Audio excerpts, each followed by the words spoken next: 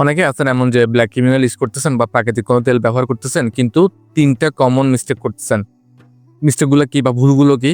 প্রথম ভুল, আপনি কোনো একটা তেল কিনছেন ভালো কথা, বাট আপনি কি করতেছেন? প্রত্যেক দিনই তেলটা ইউজ করতেছেন, মানে সপ্তাহে ৭ দিনই ৭ দিন ইউজ করতেছেন। এতে করে কিন্তু চুল পড়া বন্ধ হওয়ার চেয়ে চুল পড়া আরো বেড়ে যেতে পারে। কারণ আমি আগে বলছিলাম যে অতিরিক্ত তেল ব্যবহার করলে কি হয়? তেলগুলো জমে যায় মাথার মধ্যে। জমে গিয়ে ওখানে খুশকি হইতে পারে, ময়লা জমে যেতে পারে, জার্মস হইতে পারে। সো তখন কি হবে? হেয়ার ফলিকল দুর্বল হয়ে চুল পড়ে যাবে। দ্বিতীয় বিষয় হচ্ছে টাইমিংটা। ধরেন আপনি তেল ইউজ করতেছেন কিন্তু কোনো টাইমিং নাই। মানে আপনি কি করলেন, রাতের বেলা ইউজ করে ঘুমাইলেন। পরের দিন সকালেও গোসল করলেন না, একদম দুপুর বা বিকালে গোসল করলেন। মানে প্রায় ১৫ থেকে ২০ ঘন্টা প্লাস আপনি তেলটা আপনার মাথায় রেখে দিলেন। এতে করে কিন্তু আপনার চুল পড়া বেড়ে যাবে। কেন? কারণ ওই যে বললাম তেল জমে গেছে, অনেকক্ষণ রাখছেন। সর্বোচ্চ ১২ ঘন্টা রাখবেন, ১০ থেকে ১২ ঘন্টা।